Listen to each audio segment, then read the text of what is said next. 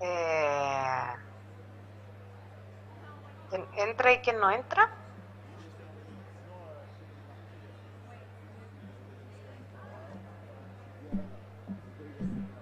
Pero, pero déjame de host a mí, po. Tú ya activaste tu interpretariado.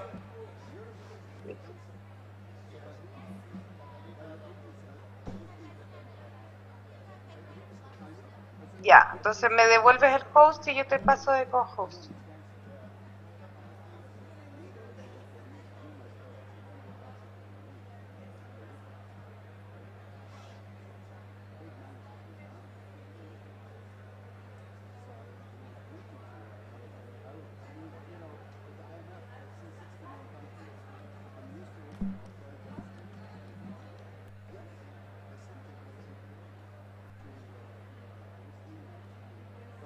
¿Ahora sí?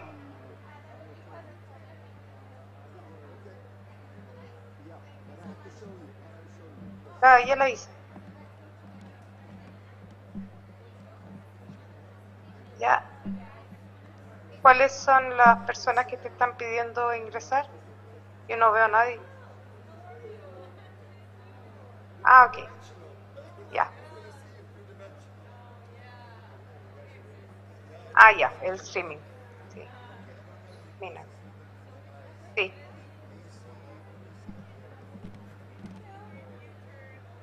No hay más personas porque no hay nadie online en este.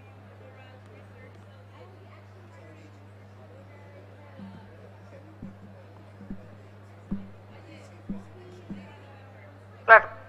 Pero yo creo que ya están. Estamos ok, parece.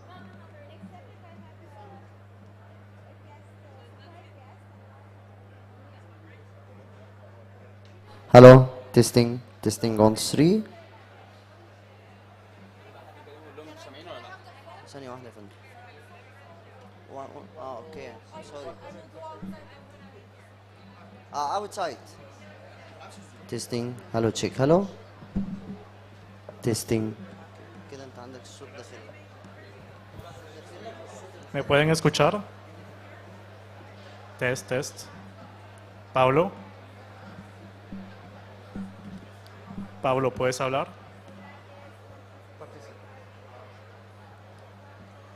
Sí.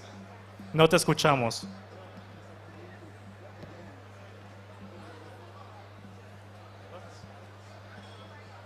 ¿Puedes escribir, por favor? Spanish channel, please. Go to Spanish. Go to here. Spanish. Aló, aló, ¿me escuchas?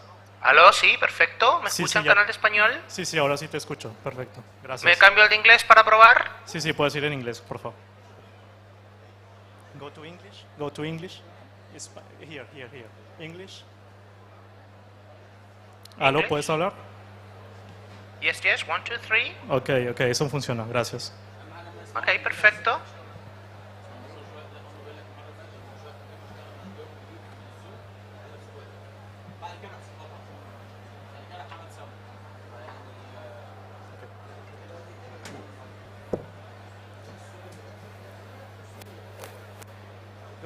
Go to floor.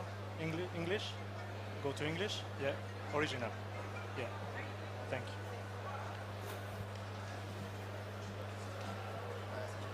So you heard me?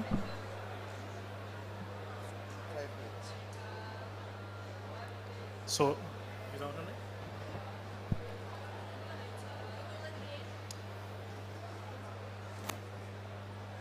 Wait, participants, please. Hello.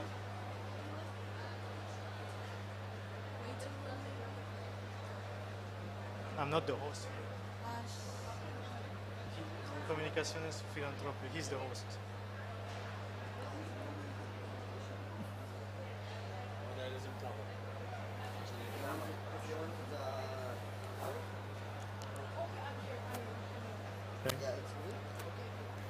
Should.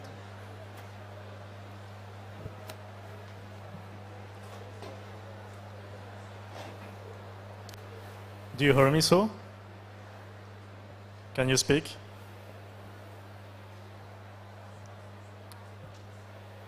I don't hear you. Hi. Oh, yeah, I hear you. Perfect. Can you hear me? Yeah. Testing. Testing. Yeah. Hello, check. Hello. I can hear you. Perfect. Thank you.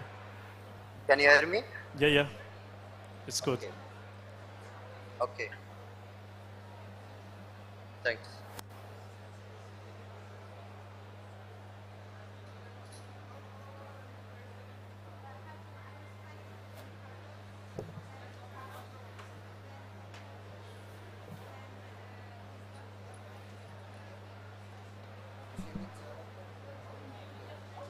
Yeah, we need that. Yeah. I hear you. You hear me? Okay. No, you needed the Zoom display. Yeah, we will connect to Zoom here. Okay.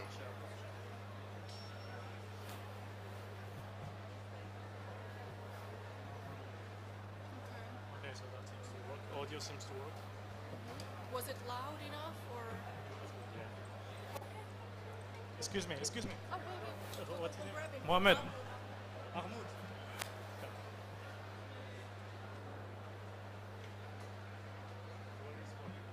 Volume. More volume. Volume Zoom. Volume zoom. Okay. Yeah.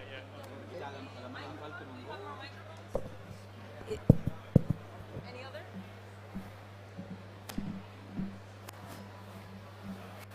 Papi, ¿tienes un micrófono? ¿Tienes un micrófono? No.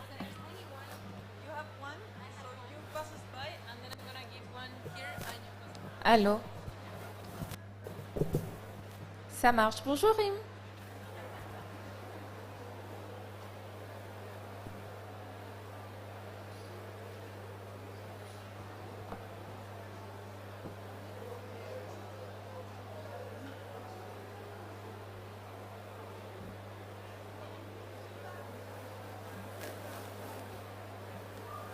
So I have the extreme pleasure actually of moderating this panel today on the topic of ecosystem services, the future of global economy.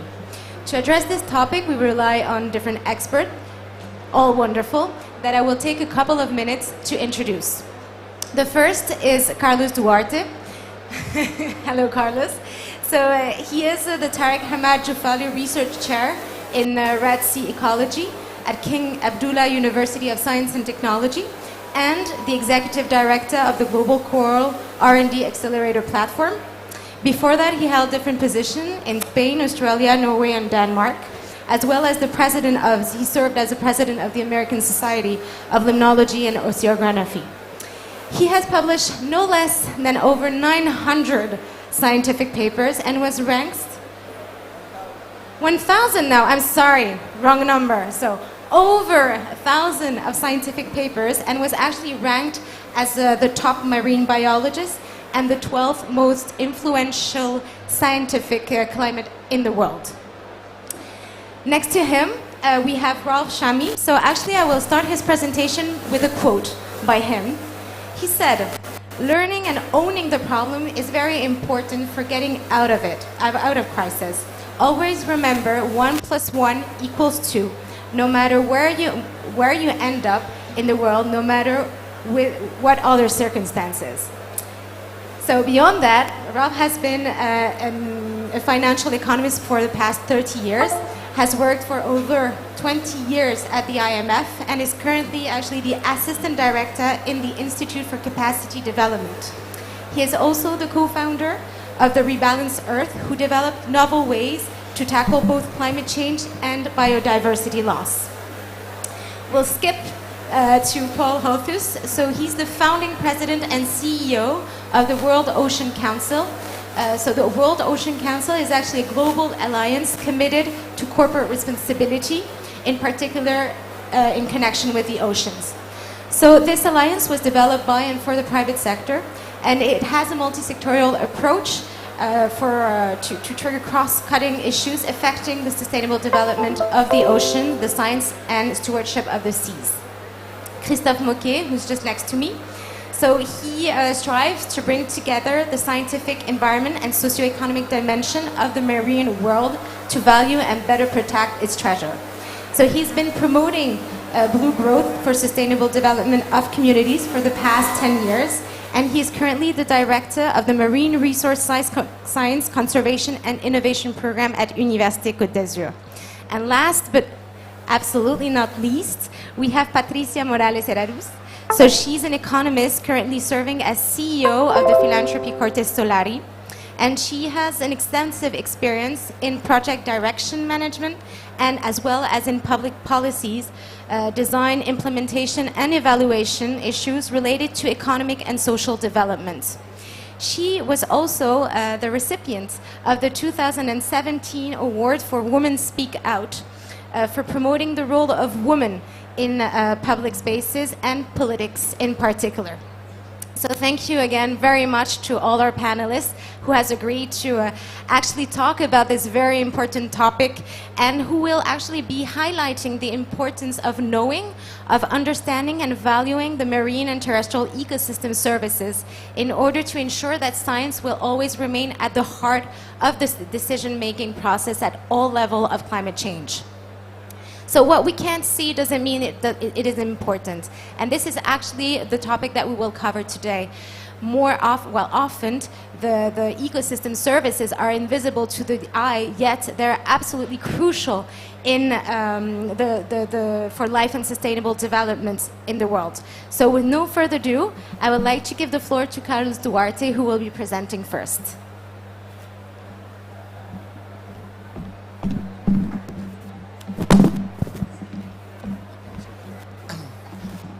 Thank you so much for the kind introduction and again for the invitation to join this panel. The panel is of a different nature of the previous one because now I am again in a panel dominated by male. Again, I enjoyed very much the former panel with dominated by female contributors, but my role here is just to set up my colleague Ralph Chamy. So I'm going to give the introduction to his talk by explaining the concept of blue natural capital. So if we can move to the first slide, please.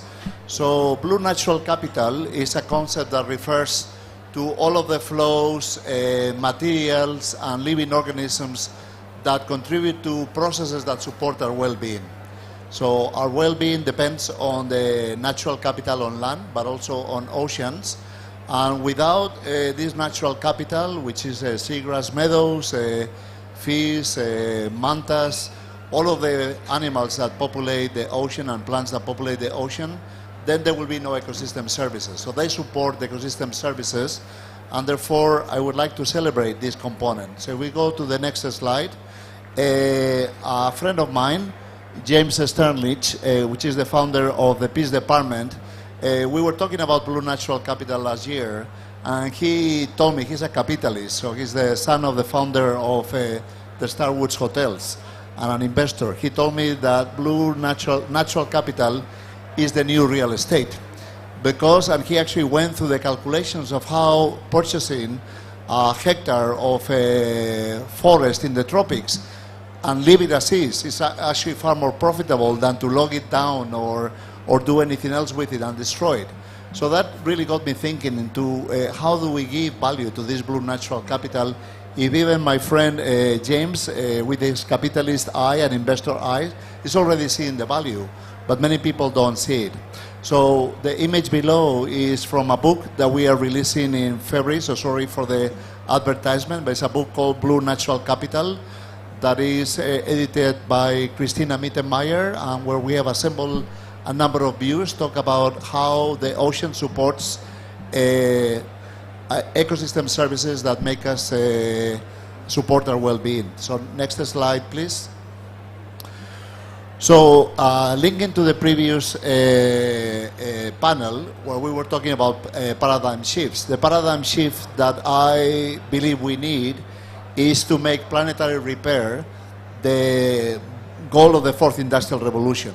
And that is about rebuilding our natural capital, both on land and the oceans. And then this will activate the economy and will do so in an acyclical manner by rebuilding nature. It will create jobs and sustainable, meaningful wealth. It will also leave a legacy, not of an abandoned warehouses and pollution, but one of a rebuilt planet that can sustain livelihoods of many generations to come. So this slide I already showed, but this is to build a bridge between the previous panel and this panel. So if we go to the next slide, then I also mentioned that it's possible to rebuild the natural capital that we lost. It's much harder to do on land, but on the ocean, compared to land, we have only, and again, any one of those is sad, but we have lost 20 species in the ocean compared to about 4,000 on land, and every element of the ocean ecosystem can't really be repaired. So we put forward a strategy to be able to rebuild marine life, that is rebuilding blue natural capital by 2050. And this is something we can do. So if we go to the next slide, this brings about a number of benefits. So those are the ecosystem services that we are discussing now, and in the context of the conference this week, we are particularly interested in climate services. So when we look, for instance, at a seagrass meadow, this one particular one is in the Mediterranean, but it could be also in the Bahamas or elsewhere, then a seagrass meadow sequesters 10 times more carbon per hectare than a pristine Amazonian forest, and accumulates this carbon safely in the seafloor because there are no fires underwater. So we have actually documented 11 meters in this particular ecosystem, 11 meters of organic peat deposited over more than 10,000 years. So it's a proven solution and a proven process to capture carbon. So this led to the formulation of the concept of blue carbon, which is how through the protection and restoration of these habitats, we can actually harness the climate benefits of these marine ecosystems and then provide this ecosystem service, which is carbon removal, now to activate it to help us to achieve our climate goals. Next slide, please. So this concept of blue carbon, which we formulated in 2009, that's the first time that this term was used. It's relatively new, so it's only 13 years since it was developed, but it's already gaining a lot of momentum. And every COP, the volume of funding that is being released to conserve and restore these ecosystems is multiplied by a factor of 10. So it's a very rapidly solution because it's very provides an option for the private sector that don't have sometimes opportunity to mitigate their emissions in different ways because they don't control the grid, they don't control many of the elements that eventually are part of the carbon footprint. And therefore, as published last year, blue carbon cannot wait, it needs to be activated. And it is also a no regrets strategy because it contributes to activate a number of other ecosystem services like food provision and water quality maintenance and coastal protection. Next slide, please. So I think that we need to move at this stage from blue carbon, which was an important new development, to think about blue natural capital. And this requires a paradigm shift. And as I mentioned earlier, blue carbon is important, in my opinion, not only in the climate perspective, because it's the first time in Western history that marine life has a value while still alive. So up to now, about 2,000 years ago, the Justinian Code of the Roman Empire declared the ocean terra nullis. It declared that the ocean belongs to no one. And therefore, it is orphan of stewardship, and that is the predicament of the tragedy of the commons that have led to the ocean be depleted in resources. So now, for the first time in these 2,000 years, there is ownership of the ocean, is ownership of the ocean while still alive. So that is important, but we don't need to be stuck with the carbon. We need to move beyond carbon and work on blue natural capital and give monetary value to this blue natural capital. This is something that my colleague Ralph Shami is going to talk about. So I'm just elaborating on the concept of blue natural capital. Next slide, please. So there's no next slide. So by this, I think I've already set up my colleague Ralph Shami. But in terms of climate action, when we rebuild natural capital, what we're doing is we are decarbonizing the atmosphere to recarbonize the biosphere. because we have lost globally about 50% of the natural capital of the planet. So if we convert carbon dioxide, that is creating problems in the atmosphere, into living organisms, whales, forests, seagrass, whale shark, then we convert something that is creating problems into living organisms that are self-regenerating and supports our well-being. Thank you very much.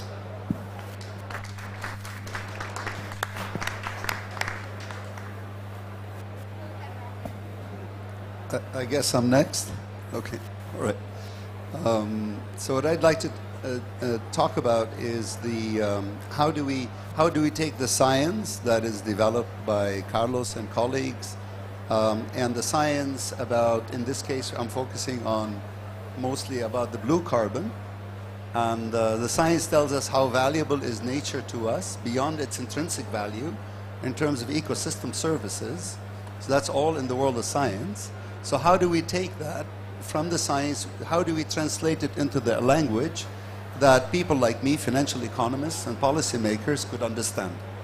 So simply, that's what I'm doing. I'm a translator of the work of Carlos and colleagues like Carlos. Next, please.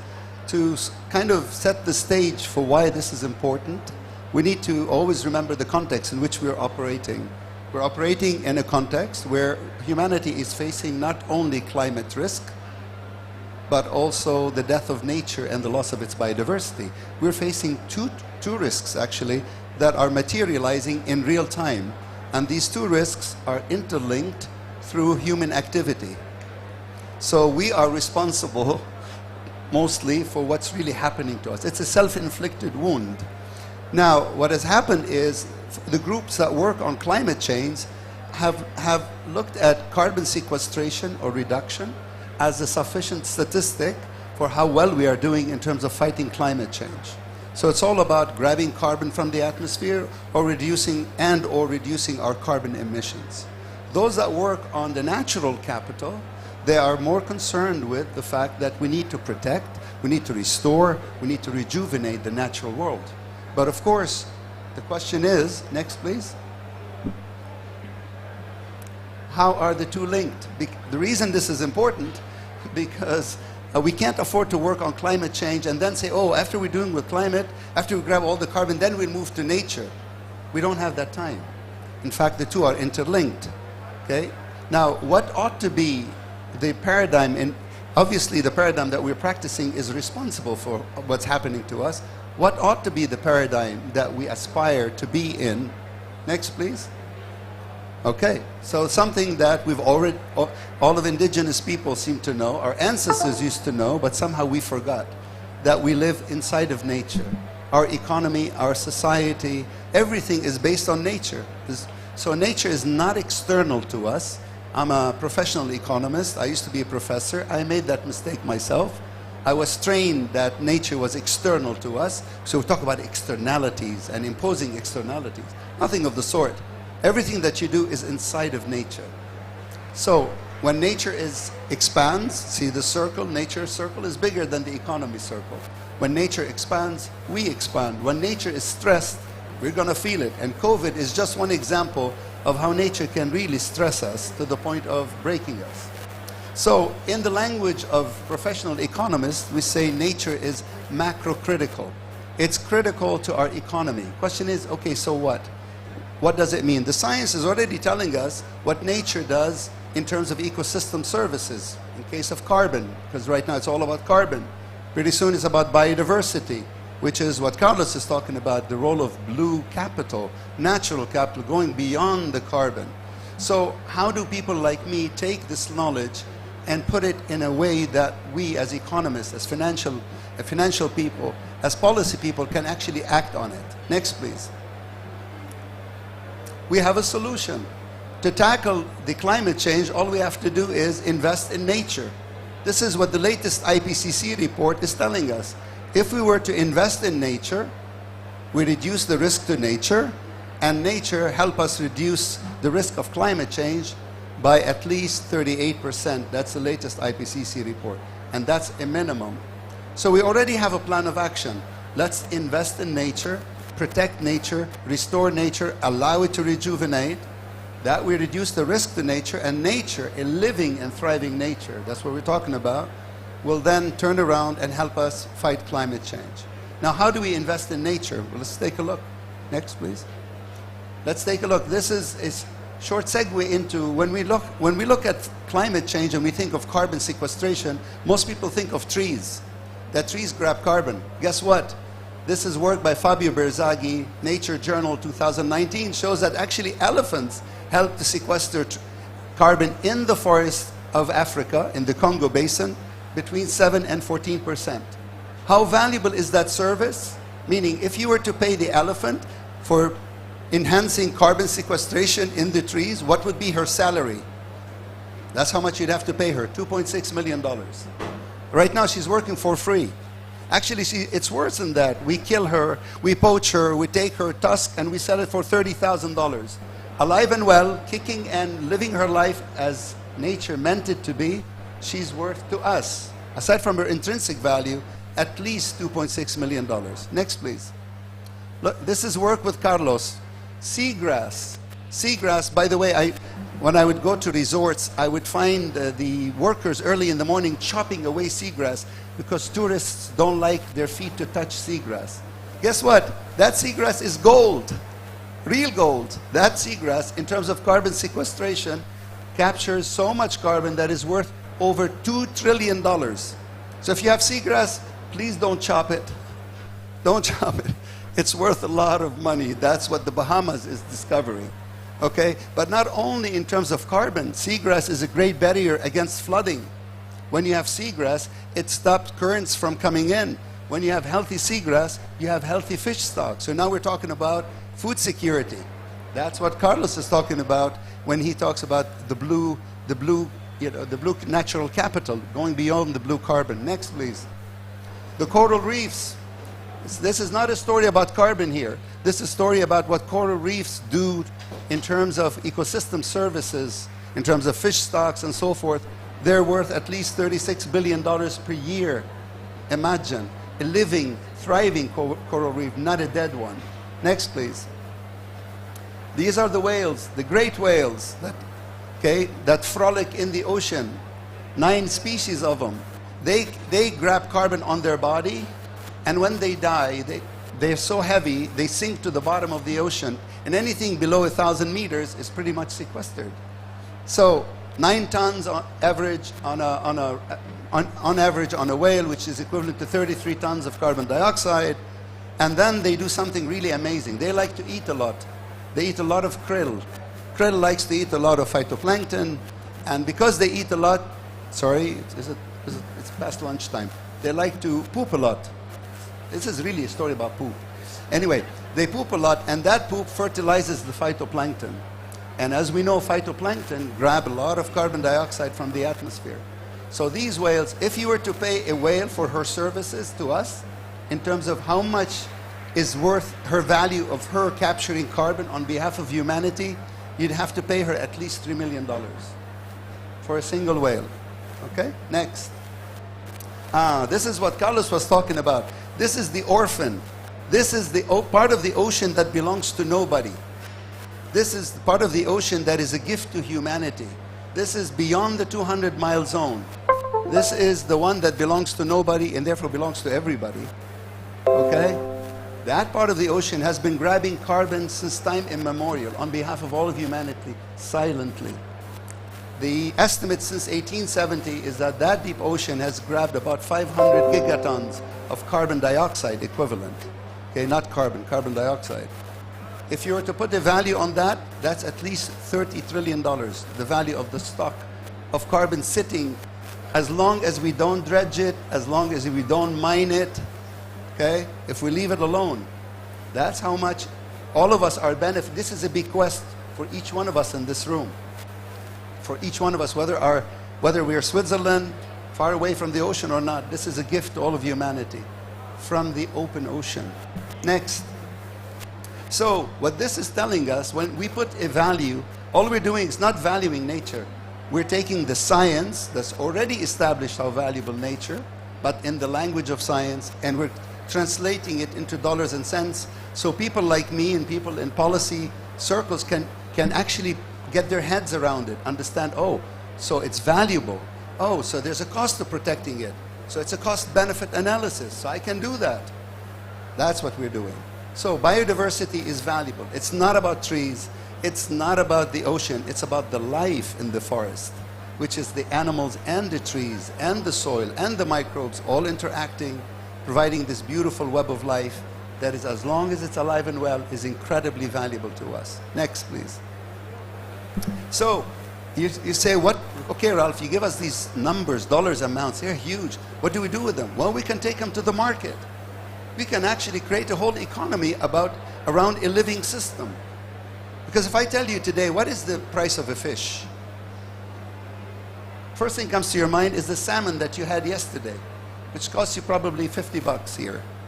I'm not talking about the price of a dead fish. What is the price of a living fish? Frolicking freely in the ocean. There's a value because she's providing ecosystem services to humanity. There's a value to life. What is the value of a living whale? 3 million. What is the value of a dead whale chopped to pieces and fed as meat? $40,000 at best. There's no comparison. So my job is to show you how we can build an economy around it. Well, guess what? The only thing left is to determine who can speak on behalf of the whales or the elephants or the seagrass or the mangroves or so forth.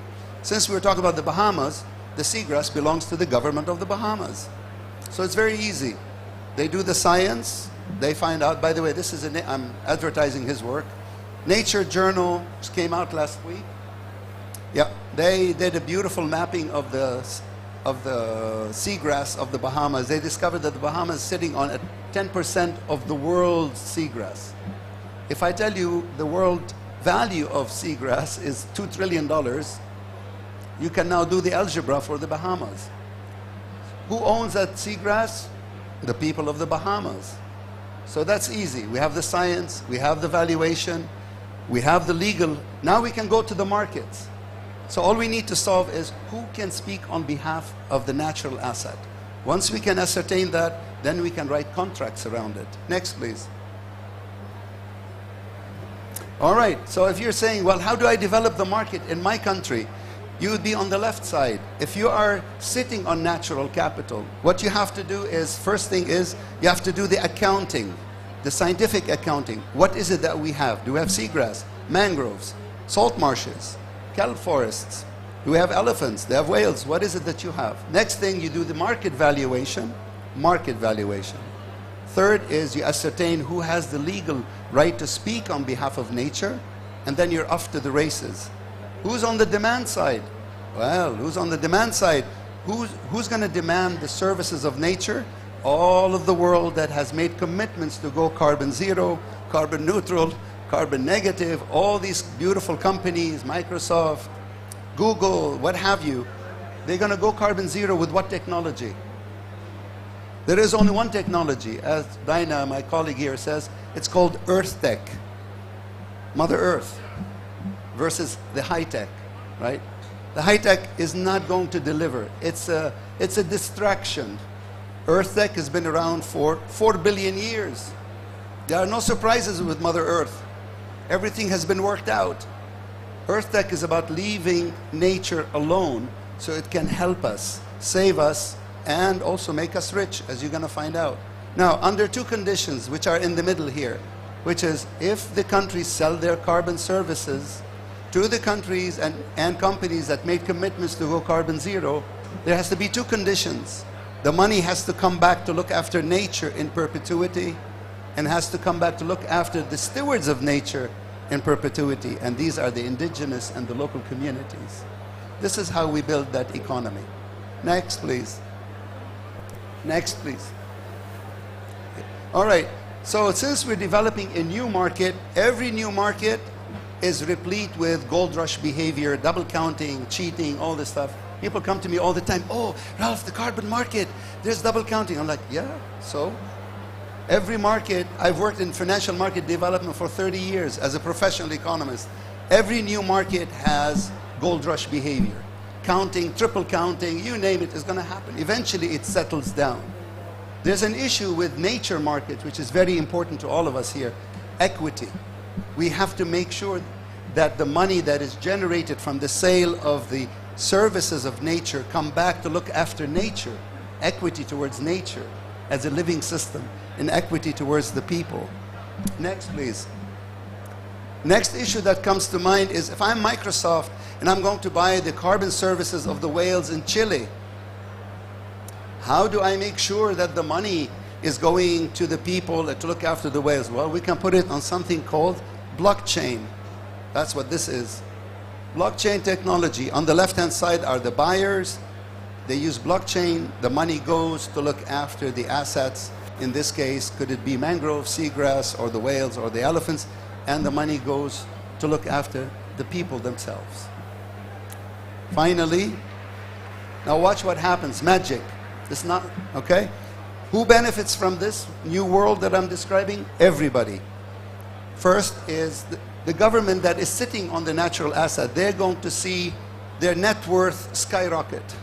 So their ratings would change, their debt sustainability would change. Good news for them. Who else benefits? Next, please. The buyers. If I'm Microsoft and I'm buying the carbon of the seagrass in the Bahamas, what do I get to claim? I get to claim that I got carbon credits, which I can use to offset my carbon footprint. I can also use it to enhance my ESGs. And since the money is coming back to look after the turtles and the sharks, who I've learned from Carlos and others, are the ones that keep that system alive and well, the seagrass, then I can claim that I'm meeting SDGs 1, 3, 4, 8, 10, 13, 14, 15. How much is that worth, do you think, to Microsoft? A lot of money if they put it on their website, because it's not about carbon, it's about creating resilience in nature. And when you create resilience in nature, guess what? You create resilience in the people. You stabilize people in their land. These are the next benefit. The local communities don't have to leave their land because nature is making them money. And then by looking after nature, they find jobs, they alleviate their poverty, it's good for them. And finally, who also benefits? By design, this is nature positive. I got tired, I only put 3 wins, I should have put a 4th. Okay, so it's nature, local people, governments, and whoever purchases. Thank you very much.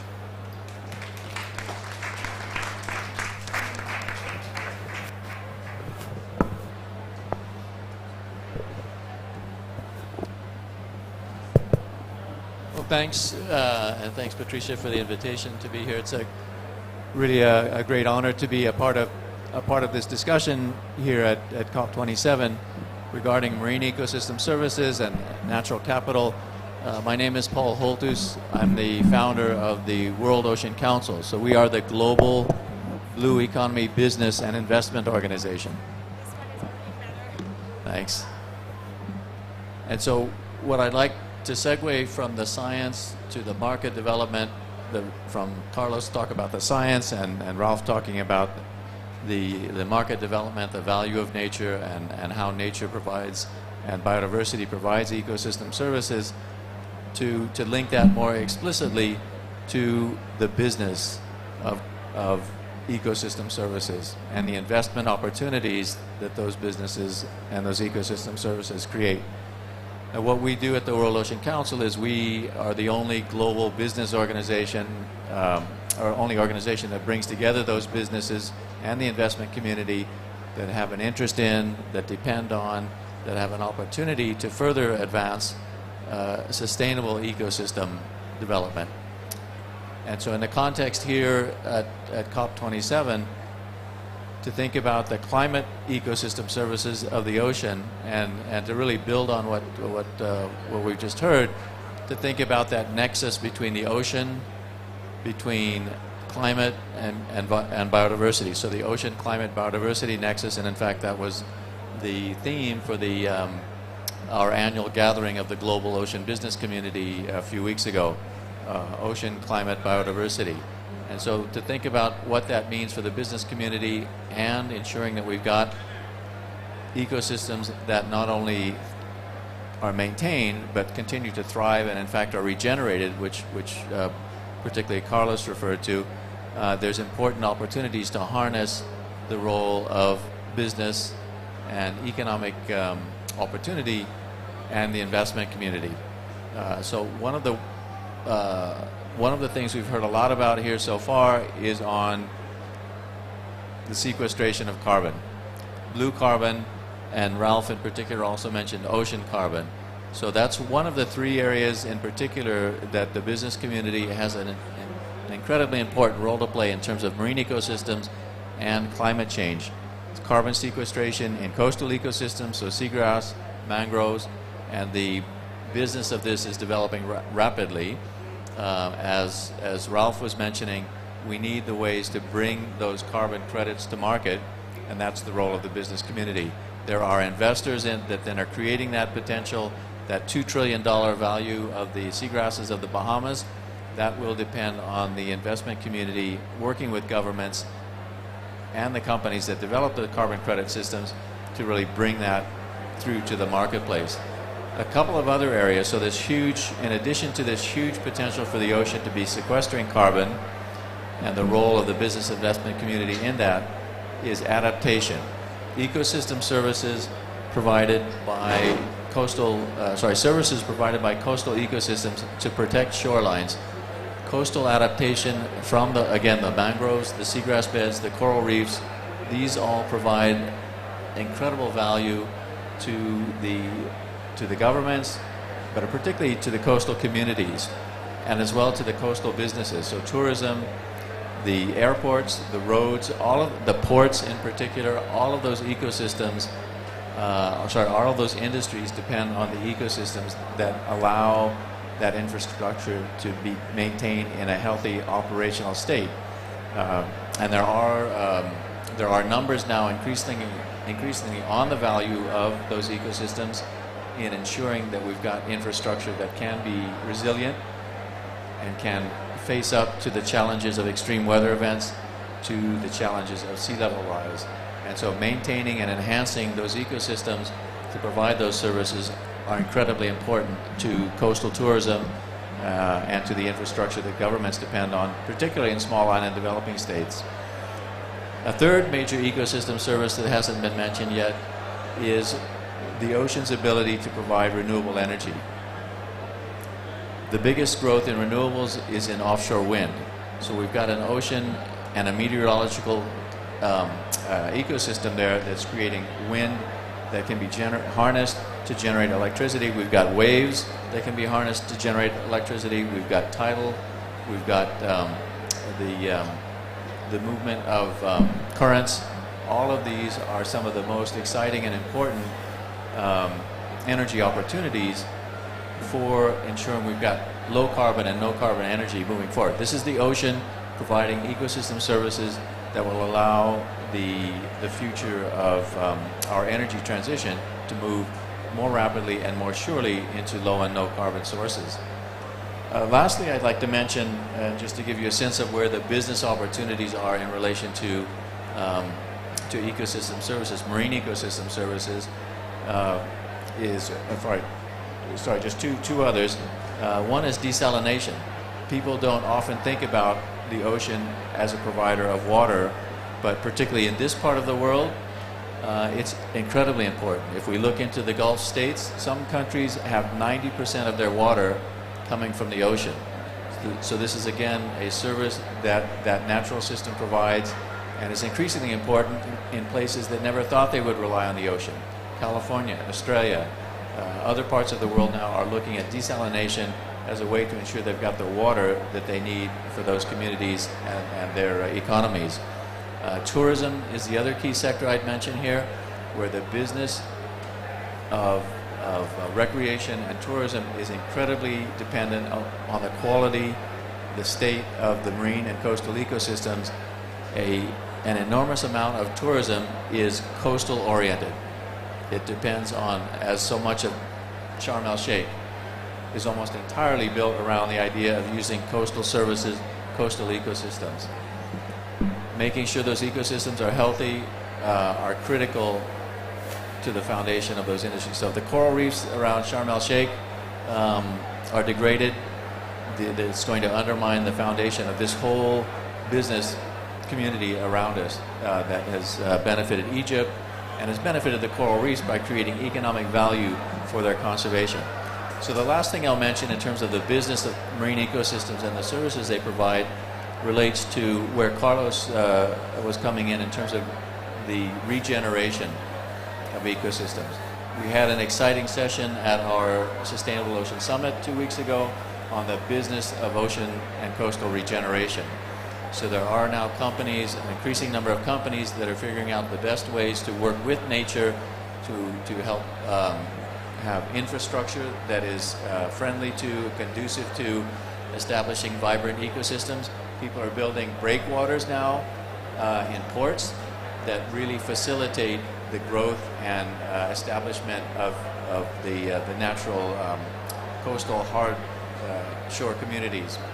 There are companies that are restoring coral reefs, and so a whole growing area of business to build and maintain and restore coastal ecosystems that are so important to so many parts of the global economy, as Ralph and Carlos have introduced.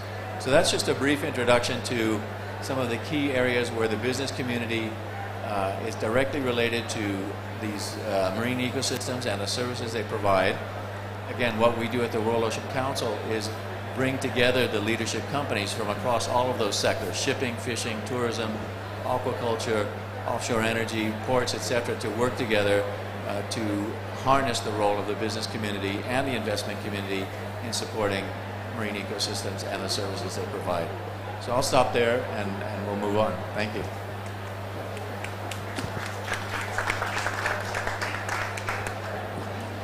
Thank you. So I'm Christophe Moquet. Thank you for my fellow panelists, because we talk here about science, we talk about society, economy, industry. So here I'm going to talk maybe about how to better combine the skills. I will take the example of seagrass, so I will come back to one of the examples we saw before with Carlos. And at some point I will talk about higher education, that I think has a big role into that. So next slide. So let's go to the Mediterranean Sea. So we are from Université Côte d'Azur, south of France. So if you can go ahead, you can display everything. What you see here is seagrass, introduced by Carlos and then. What you see here is leaves, because this is not an algae, this is a flowering plant making a large extent of meadows in temperate areas. And here what you see is Posidonia, which is the most abundant seagrass in the Mediterranean Sea, endemic and emblematic of this sea that bathes the Côte d'Azur. And seagrass are used for centuries for human service provisioning. We have evidences of communities filling up their beds with the leaves of Posidonia in the 16th century, thatching the roofs in the 18th century, fertilizing agriculture in the 20th century. And all of that, as explained before, it's part of what we call provisioning services. So there is no suspense, all the numbers are already here, but you see that it's not a lot, it's 2.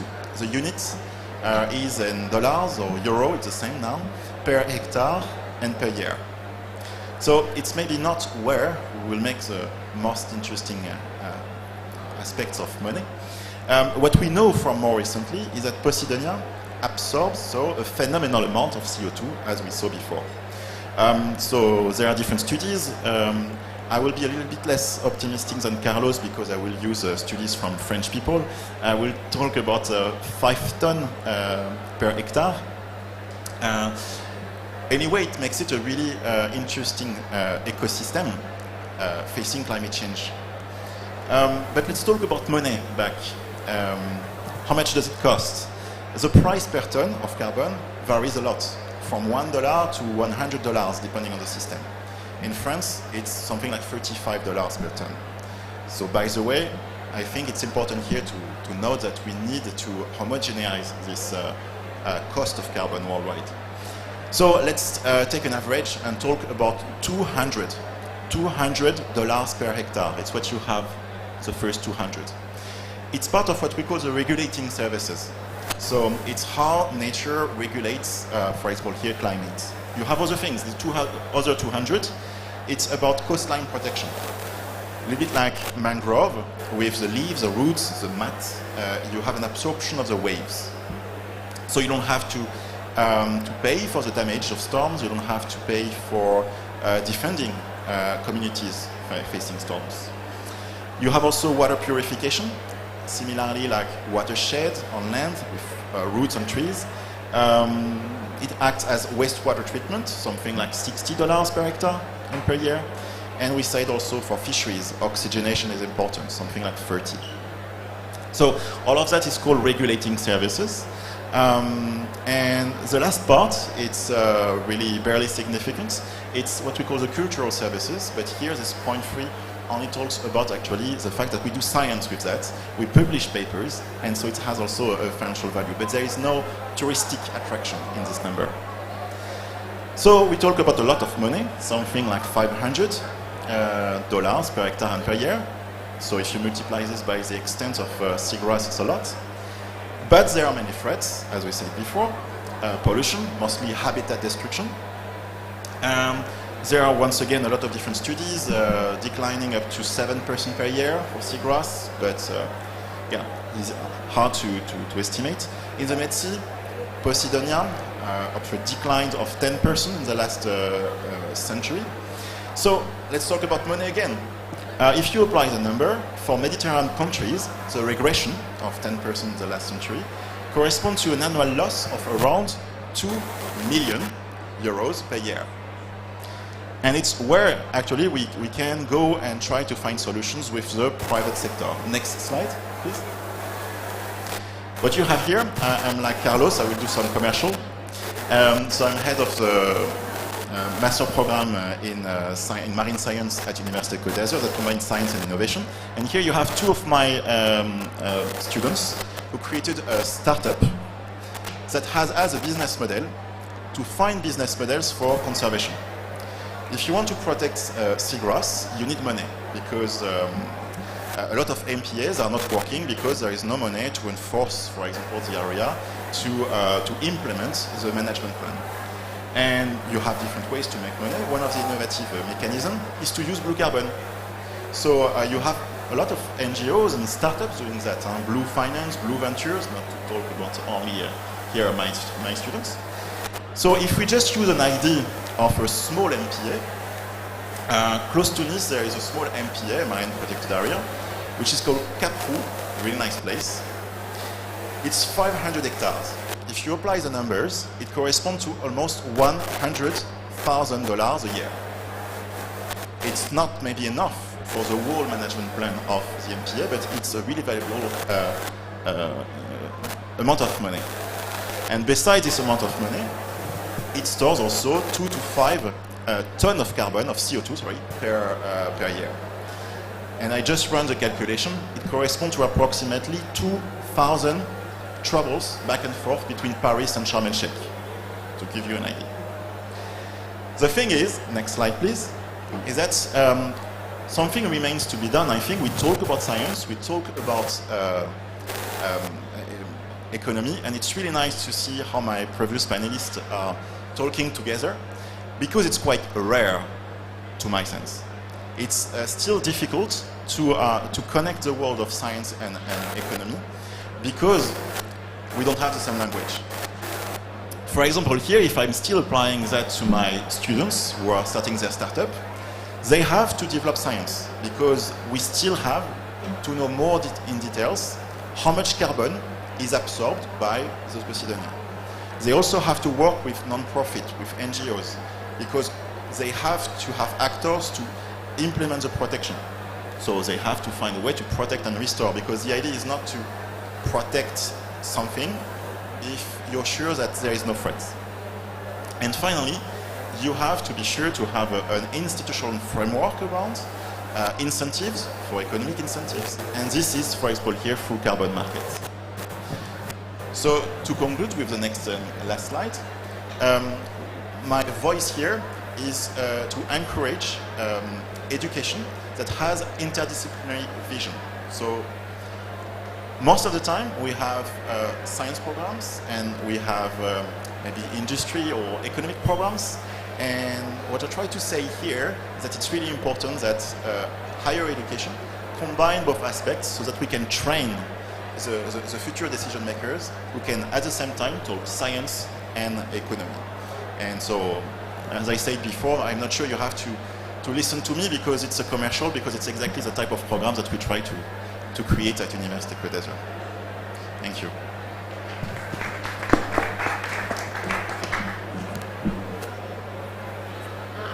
Thank you very, very much, Christophe.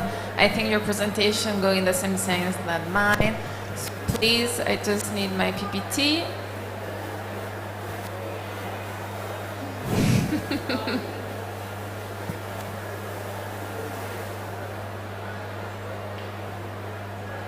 No? So I'm going to introduce you the Blue Boat Initiative. Actually, it's a project that we just launched 1 month ago in Chile, in North Patagonia. This is a project that we were working around for 2 years, around the institutionality, and you are going to understand the project in a couple of seconds. But we really start the technology part of this project 1 month ago. So next slide, please. Next slide. Okay, so we all know that there is this kind of dominant discourse that tends to consider the oceans as the future of the economic growth. The only thing is that discourse doesn't take into account the social, environmental, and economic risk of the extractivist model developed so far. And this is something that we can really see around the world, in particular in the South of Pacific. So global GDP accounting doesn't include the valuation of marine ecosystem services associated one another with carbon capture and everything that was perfectly well explained by Carlos and Ralph. Next, please, Kata. So this imbalance in the GDP associated with the oceans provoke a lot of several problems.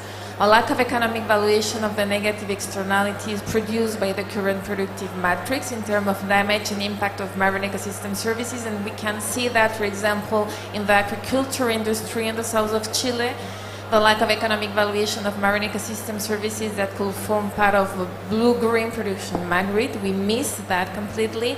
And the absence of public policy and private investment in the blue economy. And maybe this is the most worrying problem that we try to face through this project that I'm going to introduce just right now. Kata, next, please. So for us, the challenge of the blue-green economy, or the natural capital, as Carlos said, is the environmental sacrifice zone are often put in competition with the contribution they make to employment and GDP. And this is a misguided, because what should be done is to economically value marine ecosystem services and incorporate them in the GDP calculation in order to take rational economical decisions. So we need to monitor the impact of human activities on marine and terrestrial ecosystem, and to do so we need science and innovation system. It's not enough to know the marine ecosystem services and evaluate them. We need to monitor them, and for that we need technology, innovation, as you said. We also obviously need to evaluate the marine ecosystem services and put science at the heart of the decision to move toward a sustainable development. Next. So in 2019, Mary Foundation, together with Ralph Chamy and other economists, valued the marine ecosystem services of the blue whales in North Patagonia, and we find that each blue whale has a valuation, an economical valuation of $4 million. But eventually, it doesn't mean anything. It doesn't mean anything if we don't have a regulation, a market that are disposable to pay that, and to whom? That was the next question. Who is going to pay this, and to whom are going to pay this $4 million? So that was the starting point to the project. Next slide, please. So now I'm going to introduce you this project named Blue Boat Initiative. Next slide.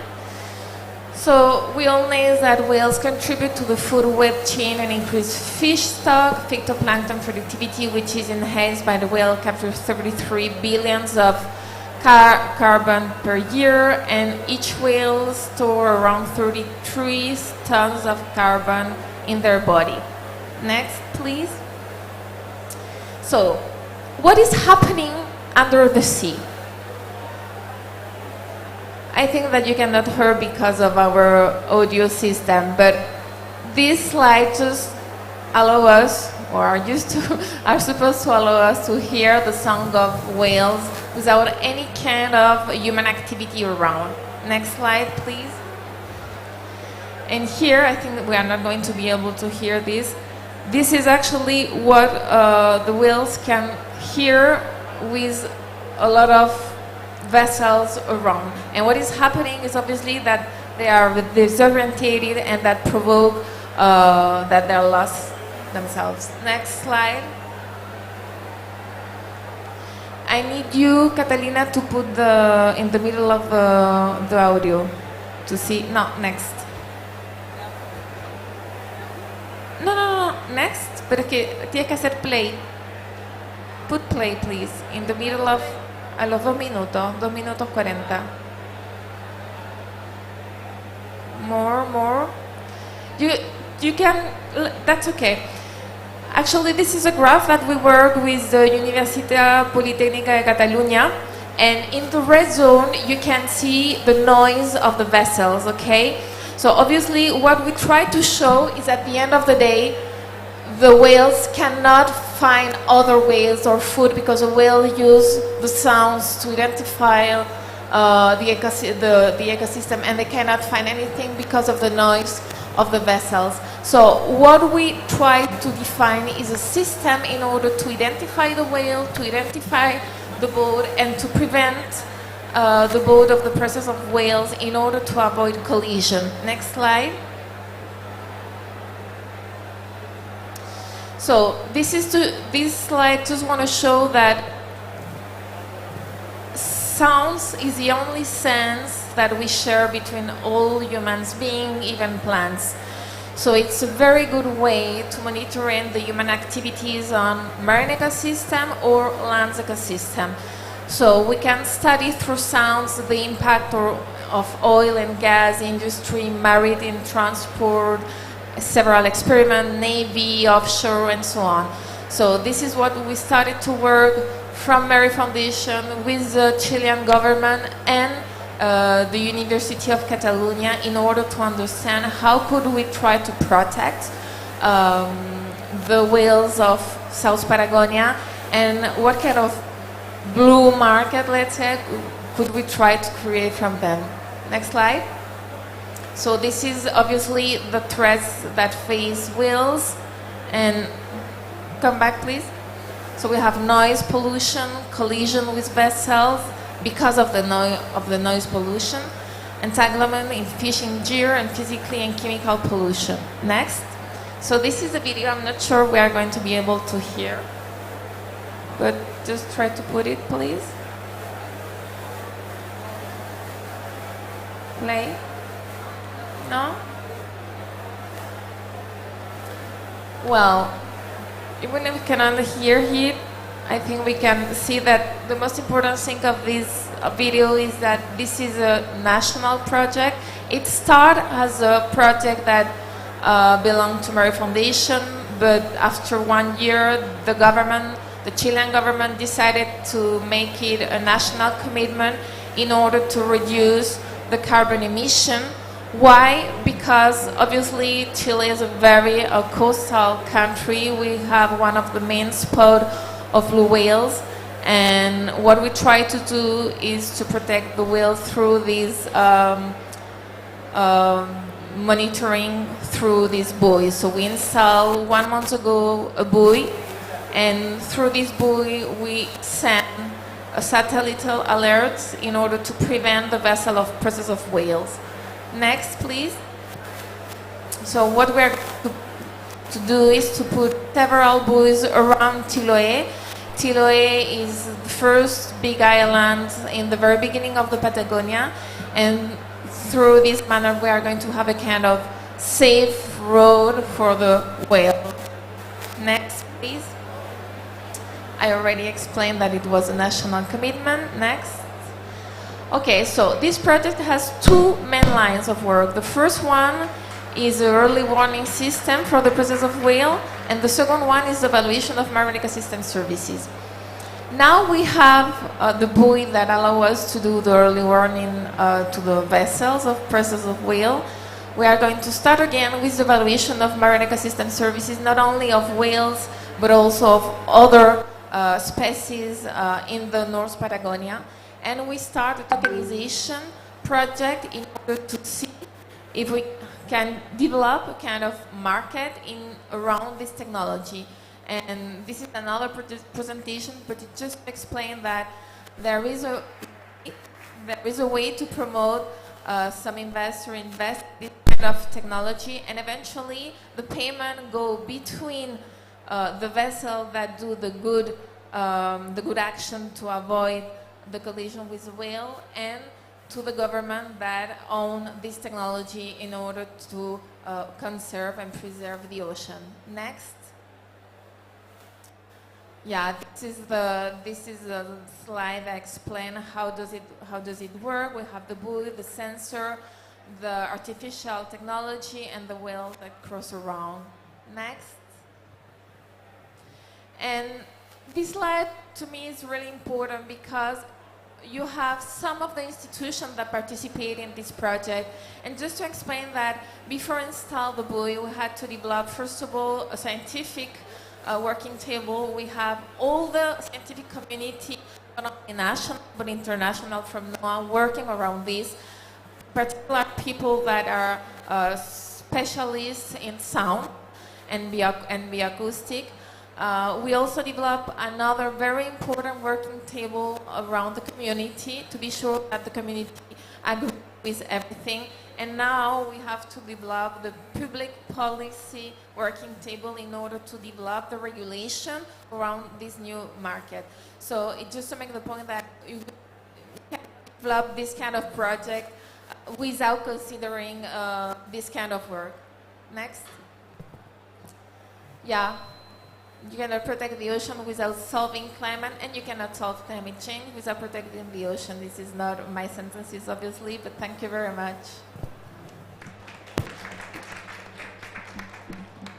Yes, so actually we're running out of time, so unfortunately there will not be question and answers, but it's fine because actually every single question that I had planned to ask the one panelist was answered by the next panelist. So we had science, and then we had, my question was, but how can we put a price on something that is priceless? And we had Shami presentation. And then I was wondering, okay, but how companies can get included in that dimension? And we had Paul. And then again, so it was a very comforting panel. Thank you very much, and see you in next panel.